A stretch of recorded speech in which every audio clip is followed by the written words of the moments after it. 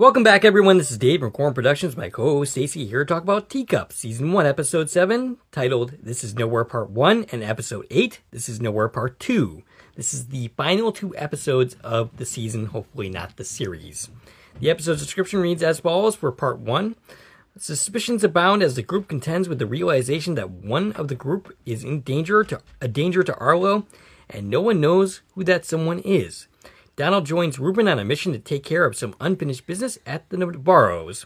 The episode was written by Zoe Cooper, based on a book by Robert McCammon, directed by Kevin Tancaron, and he also directed the second hour as well. Before going any further, I'll tell you a couple of things. One, this is not a spoiler-free podcast, so if you haven't watched the episode, I highly recommend you go check it out and give us a listen. Secondly, if you're listening on one of the platforms of this podcast is now available on, please follow and check out my YouTube channel, Corn Productions, where additional content can be discovered. If you're already on my YouTube channel, please like, share, and comment, and subscribe to our channel. All right, shout-outs this week. All right. Miss Honey was the one I was trying to shout out last week, but I completely forgot her name and did not quite get her comment because I was not really prepared for those shout-outs last week. But she said she's hooked on the show already, and she loves our recap review styles, and she is now subbed. So welcome to the channel, Miss Honey. Thank you. If a week late. JL. He thinks that Harbinger had to look at in the dictionary because he only had access to the vocabulary of a child, since Arlo is the only human he has inhabited. Okay, that is not true. The entity that is now in Arlo inhabited Carmen. Right. So the issue there is that Carmen pretty much was a Spanish-speaking woman. Yes. So he only had that But access also, to that I'm going vocabulary. to disagree with only having Arlo's vocabulary, because Arlo's not a 2-year-old. He's a very intelligent young man. He can put sentences together. Yes. So I don't think it's the case that he can only access his vocabulary is the problem. Like, the word he was looking up was trapped. Right. I'm positive Arlo knows that word. I'm pretty sure, too. Yeah. So, and yeah, this reminded me a lot of The Thing. Can the entities inhabit animals, the dogs or the horses? You know what? This is not the first time I've seen this question. I've seen this question up here on the Facebook Teacup group. And yeah, it's a very good question. It is a very good question. In fact, I saw it in Facebook as well. Jane Ann on Facebook was, the question arose was, who do you think it's in, right? Going into episode 7. And Jane Ann says, if it can dwell in animals, I think it's in the horse. Grandma went into the barns. And then, you know what? I think that's a great idea. Mm-hmm. Going into episode 7. That's a great thought. We don't know if it could go into, and we still don't, after the season, know if it could go into animals. But that's something to consider. Yes. Right? It's an alien.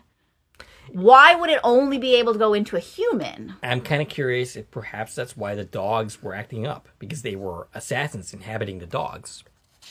Or the wolves or whatever. That seems a lot, but okay, maybe. Yeah. But you'd have to wonder, like, why wouldn't an alien be able to inhabit another species besides human? Fair enough. If it's inhabiting a human. Like, what's special about humans, right? They're not human. Mm-hmm. I mean, I guess there could be some, like, it only works with, certain physiologies. Right.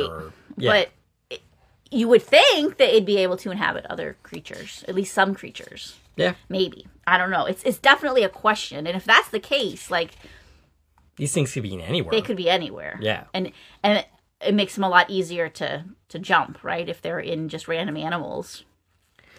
And so he goes on to say, I have a theory that Harbinger is the one who wants to invade us, and Assassin is the one trying to stop it. I just think that Assassin thinks a few human casualties are worth it to stop the invasion. I could see the show flipping the script like that. It's an interesting thought, and I have questioned that, right? Like, we were told, like, Harbinger's the good one and Assassin's the bad one, but who's telling us that? Right. Harbinger is. Right, exactly. The only place that comes from is the good ones. Right. Harbinger and, the one that was inhabiting McNabb's daughter is where McNabb got all of his information, from his daughter. Correct, yeah. So we're only hearing the story from their side. Yes. So yeah, they're the good ones in their story. Yes. Well, everybody's the hero of their own story. So. Exactly. So if that's who we're hearing it from, now, who believes them? Arlo, the child who's being possessed, inhabited. Yep. McNabb's daughter. And I feel like, are they intentionally picking weaker hosts, Perhaps. the Harbingers. Interesting. He didn't want to go into Maggie. Yes. His specific reasoning I mean, he had a good reason, but Yeah. maybe that's not the real reason. Maybe they're just really good at manipulating weaker hosts. Perhaps. Like the children. And, if you look at the Nefaro family, Carmen was probably the weakest of the three. We had the husband, and we had a strong-looking teenage male. And then we had this, woman who doesn't speak English. Yeah. So... that is definitely an interesting question going into season 2. It's an interesting question because I feel like, in every case, the Harbinger, the good one, are picking weaker hosts, and the assassin is looking for the strongest host, constantly leaving any host that's damaged in any way, trying to upgrade. You know what I mean? Yep. Like, we don't want to be an Ellen, we're going to upgrade to somebody else. Makes sense. So... I do question, what is going... I mean, obviously, we don't know what is going on, and that's a question, we can talk about, as after we talk about the season and going towards season 2, what's the bigger story here? But as we're learning and talking about these things, it's something to keep in mind, right? We're talking about this machine that's got to get turned on. Arlo, the Harbinger that's in Arlo is the on switch, and then what happens? This was last week, right? Mm-hmm. I think this was last week. I think we already talked about I'm pretty sure this. It was, yeah. It gets confusing which episodes we're talking about. And McNabb was because somebody said, well, what happens when you turn it on? And McNabb says, the invasion. Mm-hmm. So that's confusing, right? I mean, the good one's trying to turn on a machine, and that's going to start the invasion? That's what it sounds like. We don't want the invasion. Right. I thought he's stopping the invasion. Right. So, we might be onto something here. Maybe we got this a little backwards. Also, the fact that we're told there's hundreds of assassins not doing anything. They are literally waiting for the Harbingers to come. Yes. And then when a Harbinger comes, they go after them. So if they're the ones trying to have an invasion, why are they just sitting idly? Why aren't they doing something nefarious? That is a good point.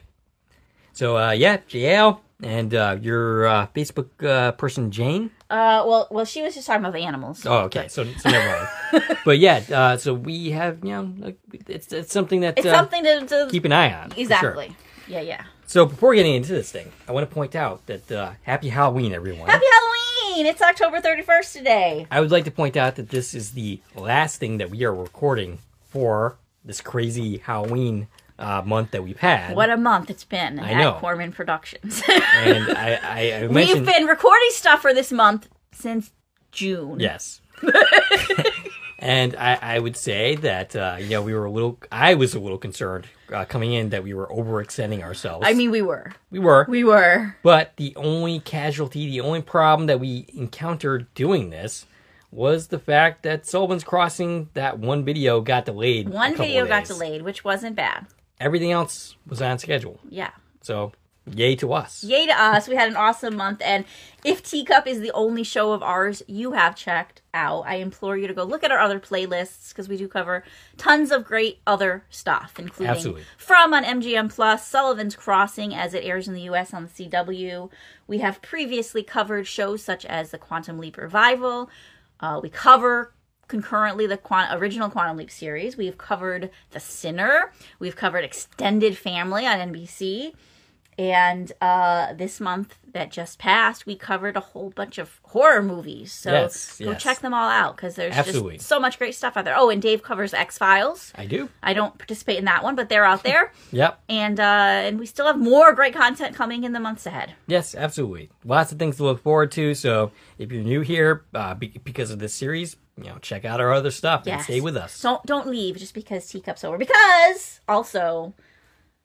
let's have confidence that Teacup's going to come back for season 2. I feel like this could go somewhere. Let's make it happen. Yep. And then we'll have more to talk about. Absolutely. So don't go anywhere.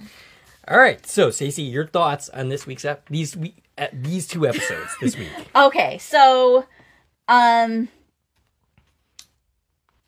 was interesting. I'm going to say this whole season was interesting, and the fact that we told this story, this isolated story about don't cross the line, we're stuck here, and then we move past that. And we get out by the end of these 2 episodes. Yes. And I think we kind of realized, like, hey, that's not what the show's about. Mm-hmm. We took a season telling you the story, and guess what? That's not what the show's about at all. It's about this much bigger picture.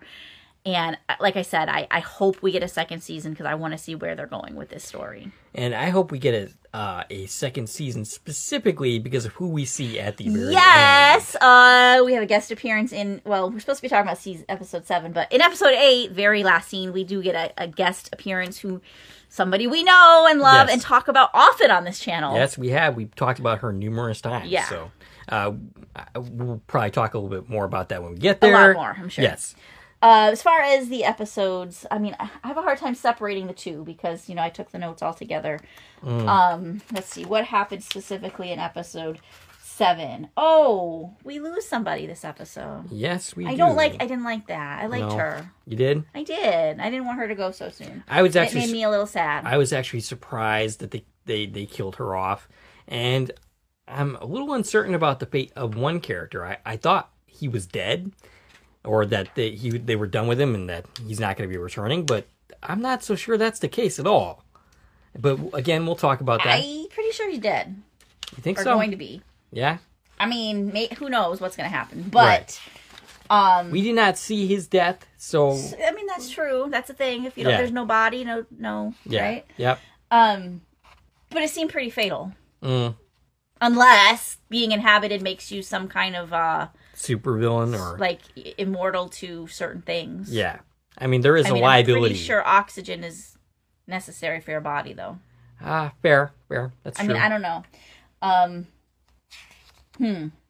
Yeah, we leave the thing, but we also kind of, like, leave it open. Because, like, not everybody leaves, and there's still stuff happening here. Yes. See, I can't really separate the episodes. Just talking about these two episodes together, I think it's... I liked what they did. I liked where we went. A lot of stuff happened. We lost people in these last two episodes, and the characters are just left going, "What the fuck?" Right. And so are we. By the way, I think it is a wise decision to kill characters off because it does give the impression that nobody is safe. Nobody is safe. These dangers are real dangers. Yep. People have to do things that they never thought they'd have to do. And as far as, the specific people that we lose, I'm going to wait to talk about all of that. All right. Once we hit it. Should we just dive in? Yeah, let's go for it. All right. So the episode begins with McNabb. He's out in the forest. He seems ready to cross the blue line. Because remember, he ran away. He's like, peace out. Not I only don't that, trust any of you. But it looks like he's going to hold his breath going across his line. What I took it, okay, there was water. Yeah. He notices the water, and the line's there, and he approaches the line. I took it, especially after watching it twice, was he was testing to see if the line was still there. I'm thinking he was hoping it disappeared. Because remember, it just disappears eventually, from what he said. So I feel like he was stepping close to it just to see if it hurt him. Because remember, his arm hurts when he gets close to the line. Yep. So I didn't feel like he was going to just randomly jump over and kill himself as much as he was hoping it was gone. And it was not. It was not. And so instead he ends up going to the Navarro farm. Because, he remembered something. Yes. You saw it, this look of oh, wait. He remembered the thing that we remembered, which is that Travis has a necklace, which I assumed was a dose to leave. We'll learn that's not actually enough to do that. But he remembered the necklace, so he heads to the Navarro farm. So I'm curious, if it wasn't enough to get him out of there, then what was the point? Well, we see what he does with it. Well, I mean, fair enough. Was that what he was thinking was going to happen with it? I guess. Okay. I assume.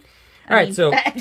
He eventually ends up discovering a very dead Travis, and that's when we have our credits. Yeah. When we come back, Maggie sits alone, reads the note about how to revive a drowned person. She's clearly struggling with this. She comes out of the room, finds Nicholas guarding the room, and Valeria trying to give the kids some breakfast. Maggie tries to get past Nicholas, but he takes his job very seriously, and he's prepared to do some damage with a hammer. Yeah, because remember, we don't trust the adults. Right. One of the adults is assassin, and nobody is getting near Arlo. Ellen is recounting her experiences to Valeria of being inhabited. Ellen questions if they figure it out, are they really going to try to drown someone? Reuben, Donald, and James are having a fire outside. They are burning the body which I believe is Olsen. Actually, no, they're not. They're not burning a body. I think I put that in my notes, but I think that's not the case I at know all. they were they're trying to make a signal fire is what they're doing. They're trying to get help. They're trying to get attention. They're burning tires, trying to make black smoke to get somebody to come. And my question is, and then what? Yeah. What is somebody coming here going to do to help you? They're going to cross the line and be stuck here with you. Right. Basically. I don't see how somebody coming here is going to help in any way, shape, or form. Ruben thinks they are wasting their time. You seem to agree with him. And, of course, none of them can be certain who the visitor is. Ruben takes off to do something. Yeah, and I still feel like at this point, I feel like Ruben's acting weird. I don't trust him. They don't trust him either. Dawn follows him with a gun. Yes. James is joined by Maggie. They smoke together. They seem to be getting along for 2 seconds, but then they start talking about doing the whole drowning thing. What I got out of this scene and the next several scenes between, every time we have two characters interacting is they're checking each other out. They're looking for signs that that's not the person it's supposed to be. They're looking to they're looking to catch assassin. Yes. They're asking each other questions. They're like, do you remember this time that this happened? And they're giving each other side eyes. And it's like they're trying to evaluate, like, hey, is it really you? And, so they end up not getting along by the end of the scene. Boris finds Ruben with a gas can. He thinks he has a way out, and he tells him to come with him and see what's up or just shoot him now. Boris ends up taking option number 1. What do you call him? Boris. That's the actor's name, not the character's name. Ruben. Ruben. Well, no. Boris is not Ruben. Boris is... Donald, you're talking about. Donald, yes. Okay, Donald. I've done that multiple times throughout the season. I am so sorry. But anyway, Ellen is over the freezer and is found by Valeria. Yeah, so she's taking all the food out of the freezer in the barn to cook it, which we talked about like in episode 2. We're finally getting around to it now, cooking all the food. So Valeria helps her, and again, it's like they're feeling each other out, yep. Right? So Valeria tells this story about like this restaurant that her family likes to go to and this particular meal that they enjoy. And then they have this like really weird moment with a knife. Like Valeria puts the knife down and Ellen takes it and then she gives it back to her in kind of like a, I trust you kind of moment. Yeah. And you know what I felt really weird about this scene is Ellen leaves the freezer lid wide open. I found that so bizarre. Yeah. But we come back to it. Yep. It becomes important, this freezer. So Nicholas is reading from McNabb's book to Meryl, and we see a little bit of that. We learn about a family in Maine. Any other stories we know take place in Maine? Oh. By the way, Stephen King is a big fan of this series, or at least he's recommended it. So. And in that family, the mom was possessed by an assassin. They drowned her in a lake. And the mom came back and was herself afterwards, so it worked, and they were able to get away. And he tells Meryl that, he read that drowning is just like going to sleep. And so she goes, you know who wrote that? Someone who's never drowned. Right. Well, I kind of hear that that when you are drowning, there's something that takes place in your mind that kind of makes you calmer as it happens. It's kind of like when you're dying, there's something that takes place in the brain that kind of just makes it easier to die, I guess. I don't know. I don't know what I'm trying. You know who said that? Someone who's never died. Yeah. Okay. So Boris ends up changing. Oh my God! I have Boris in my notes all the way through. Donald. Okay, so Donald changes his mind about backing Ruben and says they need to go back. Ruben says they've been neighbors for a long time. He says they've left each other alone despite not liking how they do things. Yeah, he brings up some kind of old land dispute. Yeah. And again, it feels like they're just kind of trying to test each other. He's like, do you remember this? Right. And he's like, what the frick are you talking about? And he says they let each other do what they are going to do and leave it at that. I think it's not necessarily a test, but it's Ruben making a point. Well, sure, that's what it is. But also at the same time, they're like, maybe you're the bad guy. Like, every person's looking at every other person like, I don't know if I can trust a word you're saying. Right. So Donald, wow. Donald is angrily confused, and Ruben says he needs to let him do what he's going to do and leave it at that. Yeah, and begrudgingly Donald keeps following him. He's not happy about it, but he's going to go along with it. Valeria is making a list of suspects. She's crossing off names. Yeah, she's going over everyone's location. Remember, so when they were all separated and we don't know who was where, and somebody came across Ellen, right? And she's making a list of all the names, and she's like, this person was here, and this person was there, and this person saw this, and this person saw that. And she crossed off every name except for Ellen's name. Mm-hmm. And I'm not really sure what this was about once we get down to it. But she excuses herself, and it looks like she's suspecting that Assassin stole an Ellen, is what it looks like at this point. Gotcha. So, Ruben puts gas... Oh, I just put it together. What? I know what she was doing. What was she doing? She was... Oh, okay, well, spoiler if you're not up to the up to speed here. Valeria is Assassin. Okay. Oh, okay. Like, we know that. Yes. Like, we don't know that yet in the episode. But what she's doing, I think what she's really doing is trying to figure out who to go into next. Oh. I think she's trying to plan her next move. So this is not a suspect list. It's more I mean, we know it's not a suspect list because it's her. Right. Yeah. So I think that's what she was doing. She was trying to figure out what to do next. And she's in the room with Ellen, and she's like, nah, I don't want to go back into her. Right. Huh. Interesting. Maybe. Okay. I don't know. All right. Anyways. So Ruben puts gasoline around the silo, prepared to burn it, and then starts to set it on fire. Yeah, saying we have to try. Yes. But remember, we already learned from McNabb that the only way to de-set the trap is the visitor who set it has to stop it. Right. So that would be Assassin, basically. Yeah. Nicholas and Meryl continue to talk about how the whole visitor thing works, how close you need to be. They start doing some very heavy flirting. Meryl suggests they need to be close enough to kiss, and they get closer and closer, and eventually they do end up kissing. And I think in this episode, or in these two episodes, I decided that the kids are actually my favorite characters. Oh, sure. I don't necessarily really like any of the adults. I mean, I do like Donald Kelly. I do like the actor who plays him. Boris McGiver, which I've mentioned his name several times now because I keep confusing him with the character that he's playing. But I think the actors do a good job. I just don't particularly like any of them. Well, they're going through a lot. Yeah. But you know what? My note here is, like, does this really seem like a good time to be kissing? Probably not. So, I mean, the kids we're assuming are safe. But really, can you assume that at this point? No. Like, can we know for sure that it's not one of them? Because obviously this will come back later. Does it feel like a good time to be like, oh, this is how close you got to be to be possessed? Let's try it. Right. Seems like a really bad time for that. Well, I guess you weren't possessed, so you are not in fact a witch. But anyway, Meryl... Okay, so where am I? Oh, yeah. So Meryl finds Arlo looking at drawings of the machine Harbinger is supposed to turn on and realizes that the pages are actually a map. So it's a bunch of, like, lines and dots. It's like, and he's like, I don't know what I'm drawing. I'm just, like, have to do it. I'm just doodling because, Harbinger told me to. Yeah. Busy work, basically. And she realizes it looks like a map. And it's, like, just a bunch of plot points with lines between them. It's like a line graph thing. Gotcha. So James and Maggie sit in the bathroom going over logistics of how to get rid of Assassin. James suggests that they need to trust each other.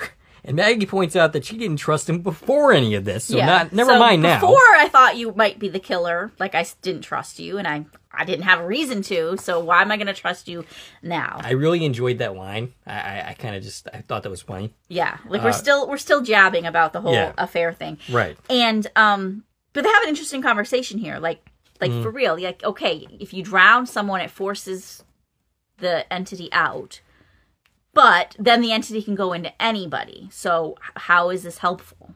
Well, presumably that if you kill the body and, I don't know. I mean, that's what they're saying is, well, then you got to prove, do mouth to mouth to bring back the person that just left. Now you're vulnerable because you don't have a mask on because you're doing mouth to mouth. Right.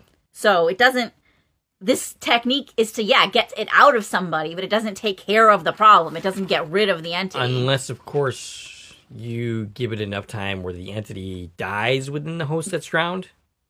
Well, no, it forces it out. It doesn't kill it. Okay, so I don't see the point. I mean, the point is we're saving this one person by forcing it out, but it doesn't actually solve any problems. So you get it out of one person, which seems like an awful lot of work. Yes. Yeah, just to make it move on. Right. You could just go up to it and be like, okay, take me. Right, yeah. And which is a tactic that I think, does Maggie try that? Maggie tried that with... with the Arlo, that's right. Right, with Harbinger, but I don't think anybody's tried that with Assassin. Right. So McNabb says that they are going to... what they are doing with Ruben and Boris.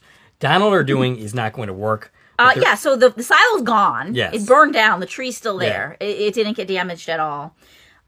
Because obviously it's magical alien tree. Right. Like it wasn't going to just burn in fire. We should have known that, guys. And then he points out that he has the bile poison from Travis. Yeah, and he's like, there's something we can do. Right. So Valeria comes and finds Nicholas and says she needs him to come right now because she knows who Assassin is. And yeah, she knows who Assassin is. Yes, and Nicholas, who's supposed to stay away from the adults, goes with his mother. Ugh. Yeah, poor dumb Nicholas. But meanwhile, Meryl was going through atlases, and she matched up the line drawing to one of the maps, and realizes where Harbinger needs to go, and it seems like an awful long distance to travel. The little drawing ends at Belknap Mountain. Is that like another state, or is that within the state? So they're in Atlanta. Okay. And I looked at the map, and I freeze-framed it a few different spots, and I figured out it looks like this mountain's in New Hampshire. Okay. So yes, that's pretty far. They got to go northeast quite a ways. So it means that it's going to be a trip. Yes. So they absolutely need to get out of this trap. They need to get out of this trap. They need to go far away. There's an adventure to be had that's much bigger than the Chenoweth farm. Right. So Valeria takes him to the edge and reveals that she is the assassin before passing it on to Nicholas. Assassin as Nicholas then proceeds to push Valeria past the line, and she dies a horrible, gruesome death. It was... I hated this. I was like, no! So yeah, she stood right next to the line. He's like, be careful. And she's like, it's fine. Like, I want to put this body right next to the line. Right. Assassin pretty much set it up so that he could murder her. And, like, she shows him the knife and the syringe, and he's like, oh, so it's still Ellen? And she's like, no, it's not Ellen. He goes, who's Assassin then? Right. And she goes, you are. So I'm kind of confused. Why was it necessary for Assassin to kill Valeria like that? Was it to eliminate a witness? I think, yeah, they're just trying to get rid of people. Okay. Because it's not the last time we're going to have a similar setup. Yeah, gotcha. Okay. Yeah, I think the idea is I'm trying to get out of here. Again, we still don't know what the frick the assassins are doing other than trying to get to... The assassins are trying to get to the Harbingers, right? Right. Like, that's all we know. We don't know why. Mm-hmm. We don't know what they're doing with them. They're not killing them. Right. You know, as far as McNabb's story, they took his daughter and transferred that into a different person and left the daughter for dead. Gotcha. So that was the end of episode 1. And I want to note there were no song playing on the credits. Oh. Because this is a 2-part episode. Right. So it's really a truly 2-part episode. They didn't play it out with the song. We saved the song for the end of episode 8. All right, so part 2, the episode's description reads as well as for that.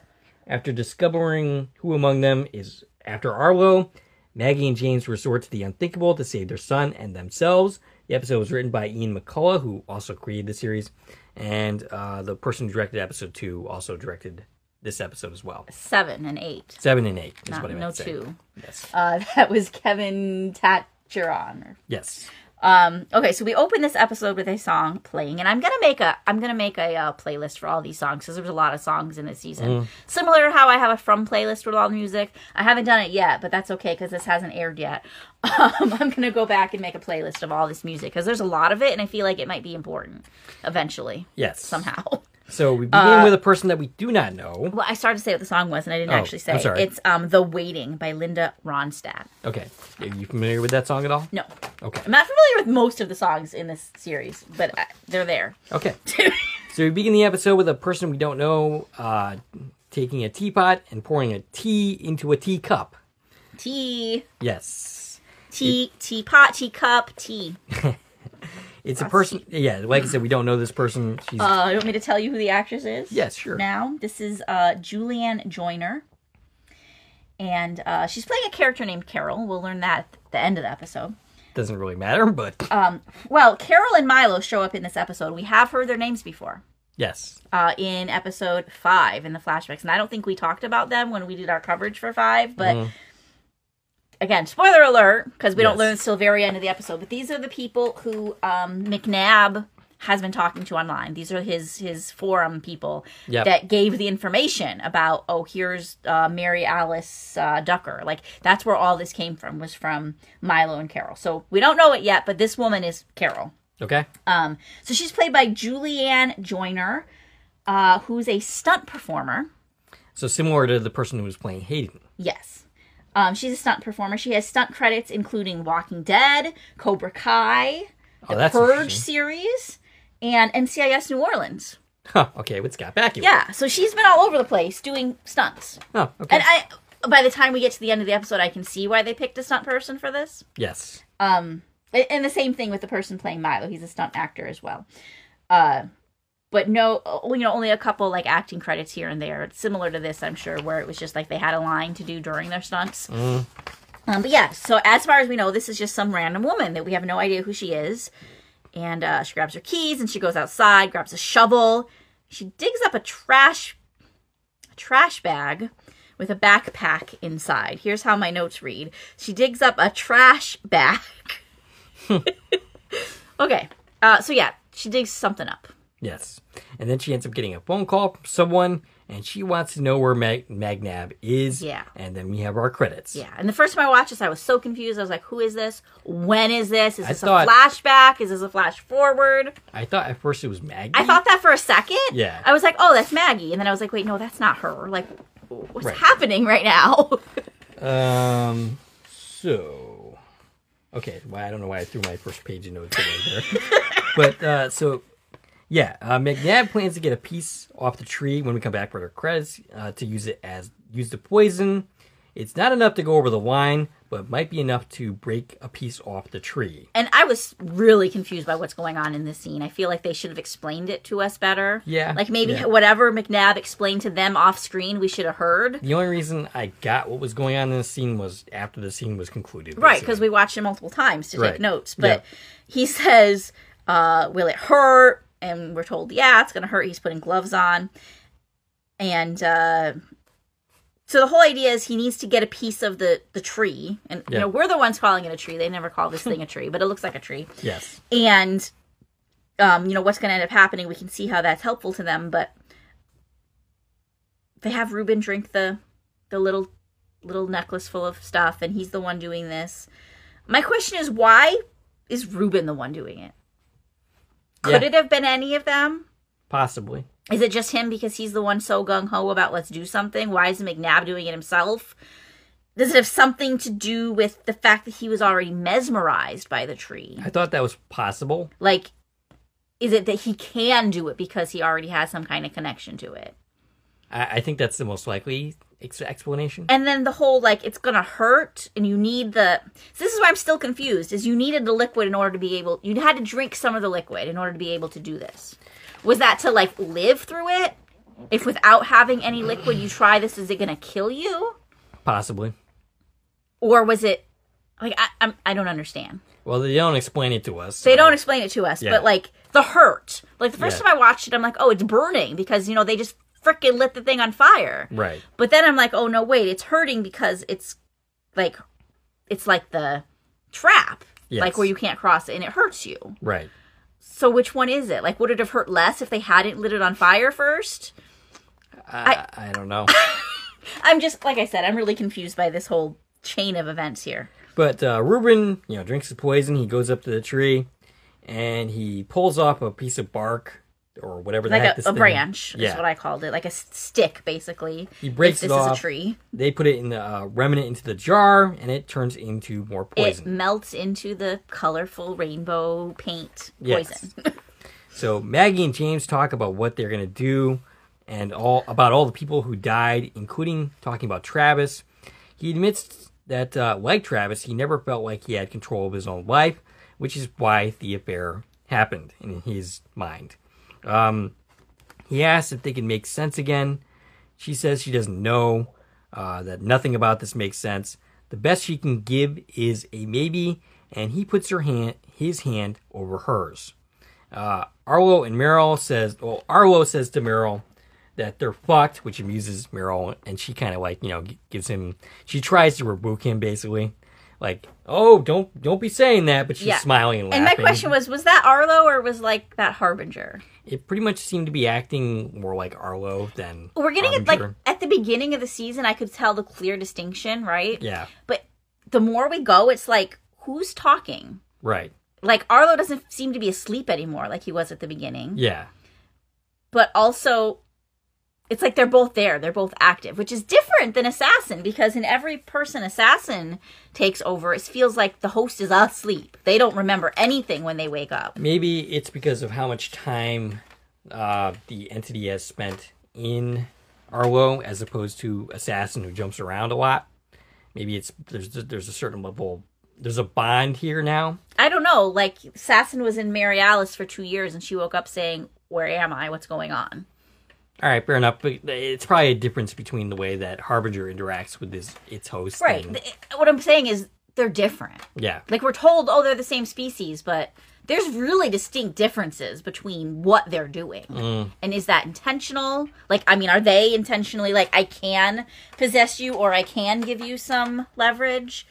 Or is it manipulation? Is it that these kids trust me so I can pretend like I'm their friend and pretend that they have power over their own bodies, but really they don't? Perhaps. Maybe it's not even Arlo or McNabb's daughter ever speaking. Maybe it literally is just the entity playing them. Speaking the entire time and just getting better at acting. Yeah, like, I'm just pretending that I'm Arlo saying I'm safe and you can trust him. I mean, I don't know. I trust no one, right? That's what we're told. So Arlo suggests that there is something they can do. I'm not sure what triggers this, but it seems like he's aware of something now. Yeah, so he takes the teacup, which still is under the marbles, Yep. separates one of them. That marble, so all these marbles represented all the people. There were 9 of them. And one of them he separates and says, that's Assassin. So this is the idea that will come into play later that he's going to explain to Maggie, is we have to trap Assassin. Yes. By separating him and trapping him. Gotcha. So Nicholas... But Meryl doesn't get it. She's like, I don't know what you're doing, kid. So Nicholas is outside, and he's throwing rocks at the window. Yeah, signaling for Meryl to come outside, and she has no reason not to trust him, because remember, the kids are supposed to be safe. But at the same time, she's not dumb. She is suspicious of him. She's suspicious, but, I mean, she doesn't see him with an adult. She doesn't know that he's been, infiltrated. So when she comes outside, she says to her that Assassin is his mom, and then he basically draws her in. He puts a rock right next to her. Right. Very intentionally. He holds her, go in for a kiss. This is where, we got her. We got her to trust him before, hey, we're safe. We're not the bad guys. Right. Only the adults are dangerous. Right. And then transfers himself to Meryl. Meryl hits him with a rock. That's going to leave a very serious bruise. I was actually kind of wondering here if that was enough to kill Nicholas. I think that was the intention. I think she was leaving him for dead. Yeah. But just, maybe didn't, adjust to how much strength this female body has. Perhaps. And miscalculated what it was going to take to kill him. And just kind of moves on too soon. Gotcha. So Arlo realizes that Meryl is Assassin now, and then goes to his parents.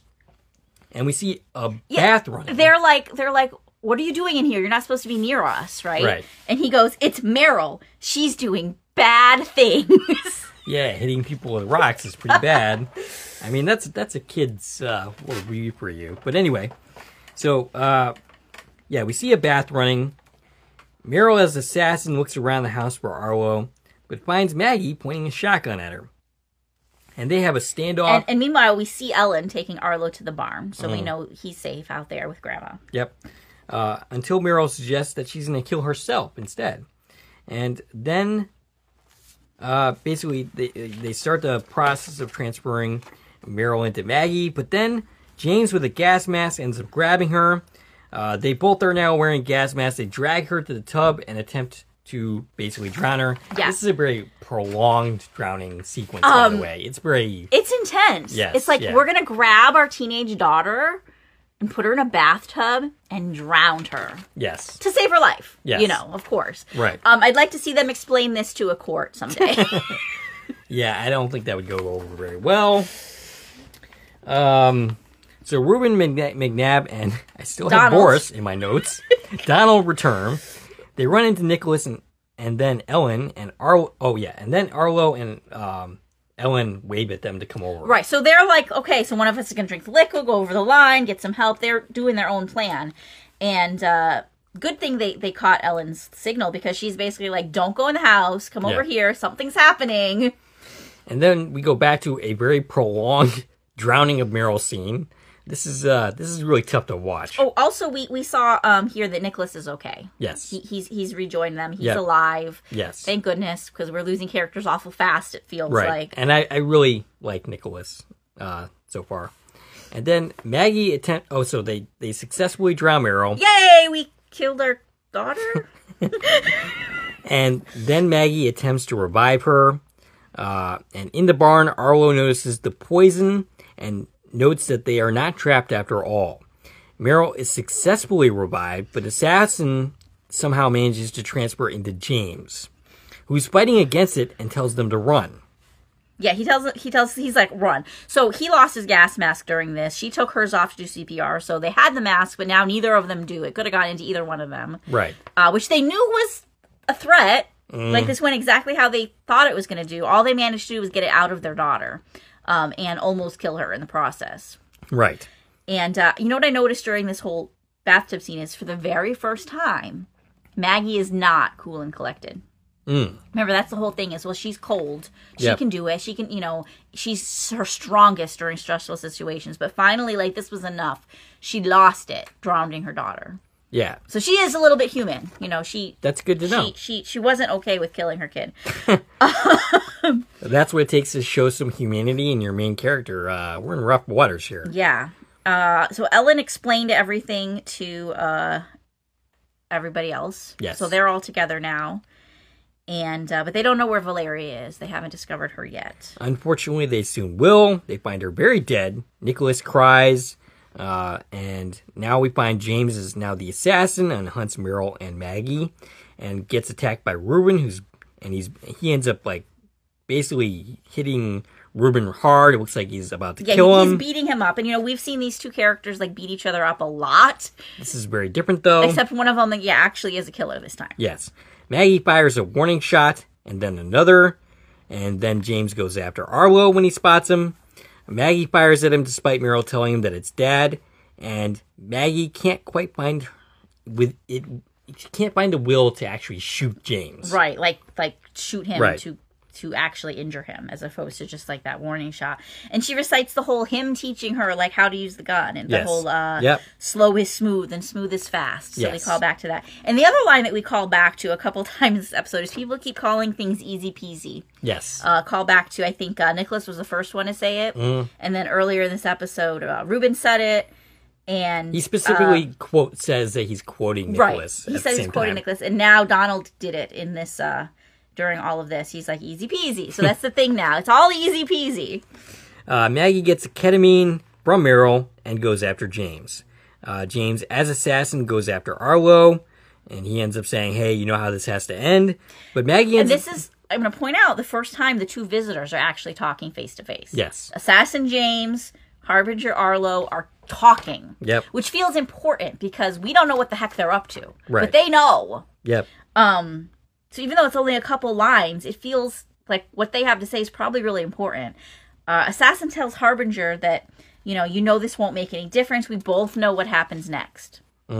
We don't know, though. We want to know what happens next. What are you crazy aliens up to? Right. Maggie stabs James with the ketamine. Arlo ends up running off, and Arlo says to his mother, basically saying the wasp in the teacup. Yeah, he reminds her of that, and she catches on. She realizes what he means. And Maggie and James face off. She stabs him and then shoves him into the cooler, or at least tries to. The freezer. Yeah. He says that, you can't win. And then... And she says, I don't have to win. I just have to trap you. Right.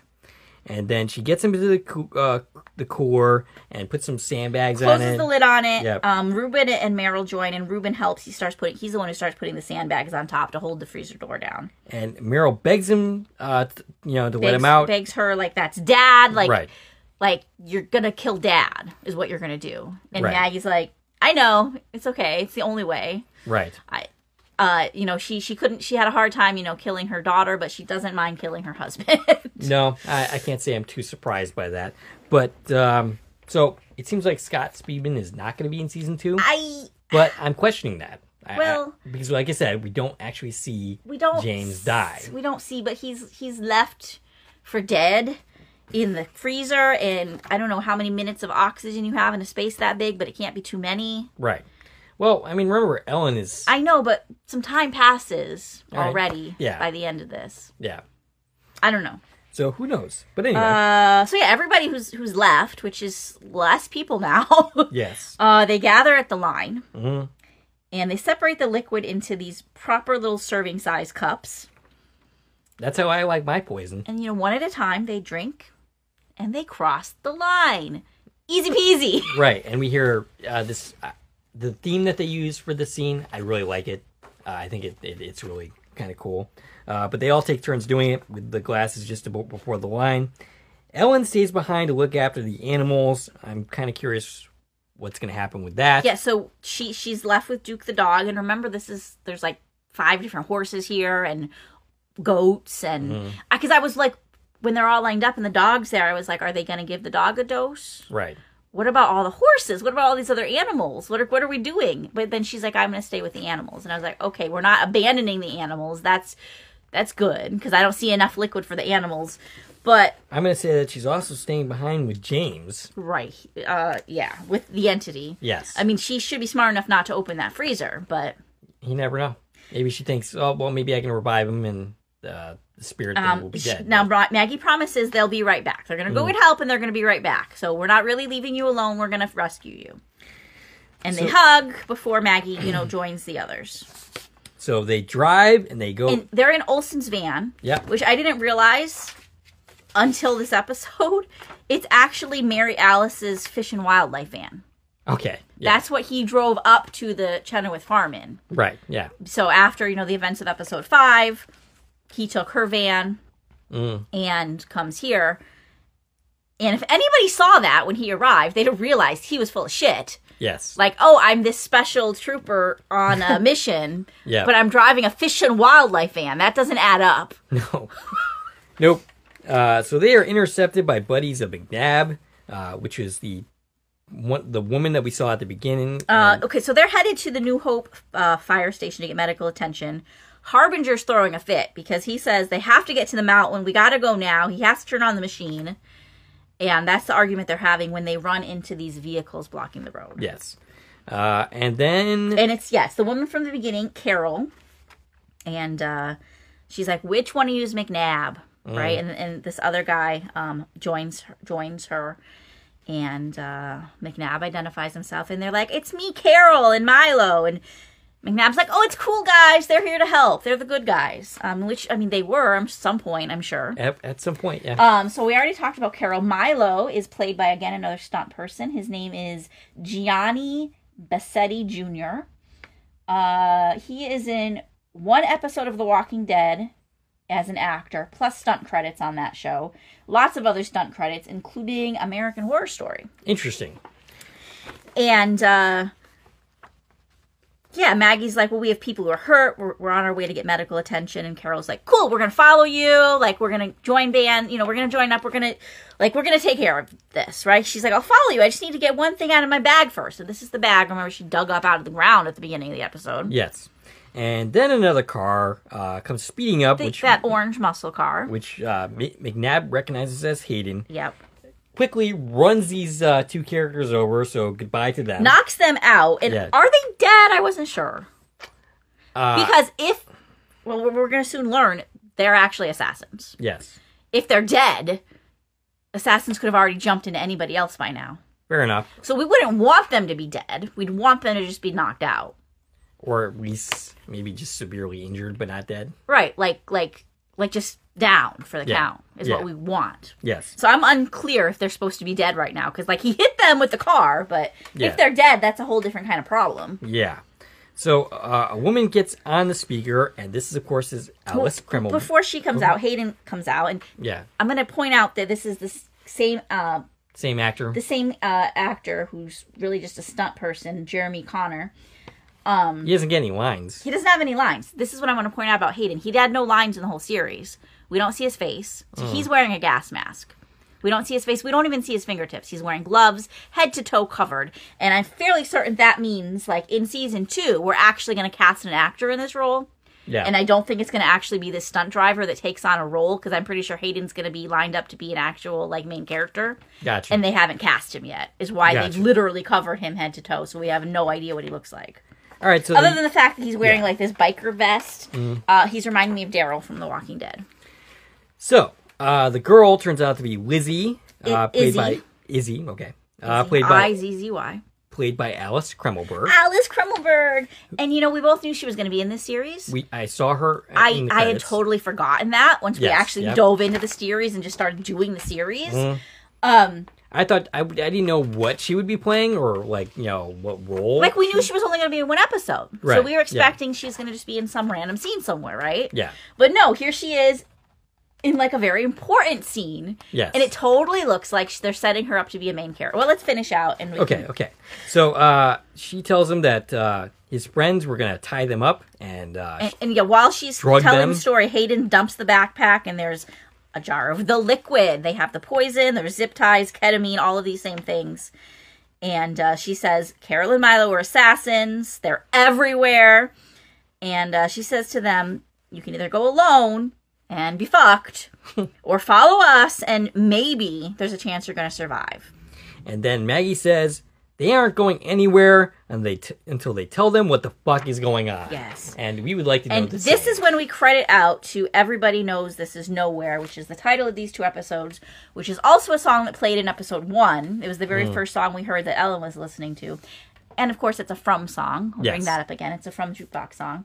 And that's the season! Yes. Alice Kremlberg and the yet-to-be-cast Hayden, Yep. I'm going to say, are here to join forces with our group. Which means we're gonna be seeing more of her next season. In theory, I think she would be a main cast member. Yeah. Which is super exciting because, of course, we all know Alice Kremlberg. She played Percy in The Sinner Season 4, Which we covered. She played Rachel in Quantum Leap 2022 series. 5 episodes of that she was in. She was also in 11 episodes of Orange is the New Black and 1 episode of NCIS New Orleans. With Scott Bakula. As well as a bunch of other stuff. Yes. But yes, Alice Kremlberg, who... coincidentally might end up being another, a main cast member in another thing we're covering. So Which would be super cool because Yes. she fits our bill. Yep. So hopefully this show comes back for a second season. I don't have any idea about how the show has been doing. Yeah, well, that's the thing about it being on Peacock is that we Yeah. don't get ratings. Yeah. There is no, here's the weekly ratings. Peacock and streamers in general don't share that information. I know that a lot of From fans are watching the series. A lot of From fans are watching the series. Some mixed receptions. Some people like it, some people don't. So yeah, I'm curious now, after all the episodes have aired, what people have to say about this show. Are people looking for it to hear more about it, or are they not interested? Right. In general, And I really hope that it does get another season because it feels like maybe it's going somewhere. Like I does. said, this story felt kind of isolated, and it's like now we're gonna go off into the bigger adventure. Now we're gonna deal with the fact that you were insignificant, like they told you. It's not about you. It's about aliens are gonna take over the freaking world, and we have to stop them. Yes. Yeah. So we're going to be going on, like I said, big adventure. But are we going to get back to Ellen and those animals? So there's still story here to tell. Like you said, we didn't explicitly see that James is dead, but Yeah. I don't know. His situation doesn't He's look been in there good. a while at this point. Maybe Ellen goes immediately and lets him out. I don't know. But also, how long can Assassin live without a host? Yeah. Can Assassin just live indefinitely in the freezer with his corpse until somebody eventually opens it and then he takes them over? Because we don't know much about these aliens and how they actually work. Right. Yeah. So there's obviously still story to tell there, but also, like, they're everywhere, right? Like, we're not really worried about that assassin. We're worried about they could literally be in every single person you meet. So we might see Scott Speedman back as a corpse. So that's quite possible if they're going to continue with that particular assassin entity, or not. That could just be the end for him. I mean, we would have to get back to that entity eventually, right? Yeah, you assume. Right. But yeah, I don't know. But we're going to be going to this mountain in New Hampshire. Mm-hmm. Road trip. I think we've been on a road trip to New Hampshire. Go check out that video. Yeah. This series, now that we've watched the whole season, is reminding me a lot more of The Walking Dead than, say, From. Just the way it's, like, the Set format of it. Do you know what I mean? Yeah. Like, it's a story about these isolated people, and then the story grows. And each season, the story expands, and we meet different characters. And there's this whole overall, like, world thing happening. But we're kind of just watching the story of these people and how they're dealing with it. Gotcha. And, yeah, I really feel like it's got that vibe. And it might have something to do with the fact that, you know, it's filmed in the woods of Atlanta. We're in the exact same spot. The Walking Dead was filmed. But and one thing that wasn't lost to me is the two people that were having an affair that we spent all season talking about are both dead now. Theoretically, and in the case of James. Right, but I don't know. Is this just like, karma that the cheaters got killed? Maybe. I feel like we just spent an awful long time on that story for it to be over because, like, it's not relevant anymore at all. Right. For them, because since they're both dead. Yes. Yeah, I'm not sure what the significance of that is. Like, there was just a lot of time spent on that, you know? Yeah, there was. And now those two relationships are irrelevant. Right, because they're dead. Mm-hmm. I don't know. What about Ruben and Maggie? They end up together? Possibly. I don't see it, but... Yeah, I doubt it. I doubt we're going that direction. I don't love Ruben as a character. I don't love any of the Remember, adult characters. I felt like I was suspicious about him, and I don't feel that anymore. Like, I don't think he's inhabited by an assassin or anything, but I just think he's a weird character, and I'm not feeling him. Well, I do, like you said, I love the kids. I think they're all great characters. Yeah. I liked Valeria. I'm sad that she's gone. Maggie has grown on me. I remember saying in episode 1 that I didn't care for Maggie, but she's grown on me. Yeah. You know, she does what she has to do for her kids, and I respect that. Ellen, I'm glad she's still alive, but what's going to happen with her being left all alone? Seems weird that she's the one that's just going to, like, stay there to, like, handle things. Maybe we're just not going to continue with that character. I mean, maybe not. Or maybe, you know, season 5, it'll come back. Yeah. Who knows? Because they're going on quite an adventure. They're going to a mountain in New Hampshire. They're not going to be right back. No. She said, I promise we're coming right back. You're not coming right back. Sorry, It's not going to happen. No. She's going to starve to death before you come back. Right. Well, she's got lots of animals she could. Yeah, but she also could just ingest the poison, right? That's still available, isn't it? Well, no, they drank it all, I think. Oh, did they? So they didn't have enough for Ellen? I mean, the tree's still there, so she could go get more if she is so inclined. If there's enough of a trace of it in the cups for her to be able to, I don't know. I don't understand how that works. All right. So we have anything else? But yeah, to there's say? a lot of animals still there, and I'm concerned for the animals. Yeah. Yeah, I'm kind of with Maggie. Like, what's going on? Yes. We need to know more. The Maggie character is asking the question that the audience is going to be asking at the end of the season for sure. Yes. So we lost a lot of people this season. Yeah. The entire Navarro family. Claire is gone. Now we lost Valeria and probably James. So our merry band is a unique group of people, right? Let's see who's left. Is Maggie, Ellen, but she's not with them. Marilyn Arlo, Ruben and Nicholas, and Donald. Yes. And McNabb. Mm-hmm. And all of McNabb's people are dead. So that's it. And now we've got Hayden and Izzy. Yes. Who, do we trust them? Right. That's a question in Trust itself. no one. Right. Now McNabb had already kind of kicked Hayden out of his group. Yeah. Why did that happen? Right. There was already some falling out between McNabb and Hayden if he was replaced I'm with assuming Travis. presuming we get a second season, fingers crossed, that we'll get more backstory into that. Yeah. But I feel like there's a lot of stories they could tell and a lot of directions they could go, and I'm here for it. And if you liked Teacup, make sure you watch it, keep watching it, rewatch all the episodes, tell your friends to watch it, write to NBC Universal Peacock and tell them you love this show and you want a second season. And then listen to this podcast, re-listen to this podcast, tell all your friends about it, and write NBC that you want this to be the official podcast for their network. I mean, sure. Okay, I'm dreaming. Go for it. But yeah. Yeah, sure. All right. Anything else to say before concluding? I think that's it. Hopefully we get to come back and talk about this series again next year. All right. We would like to hear from you. What did you think of the series up till now? What did you think of this podcast? Stacie can be reached at. I can reach on Twitter, X, Instagram, and Threads at TVN Coupon Talk. All right. If you like this video and want to support the channel, there are more ways to do so. You can follow me on Twitter at Core Productions. You can join my Core Productions Facebook pages. You can buy something from the Core Productions store on Zazzle. You can buy me a copy. You can join the Core Productions membership for 99 cents a month. And of course, you can like, share, and comment on this video, as well as subscribing to the channel and hitting the bell so you're notified when new content drops. This is Dave and Stacie from Core Productions signing off.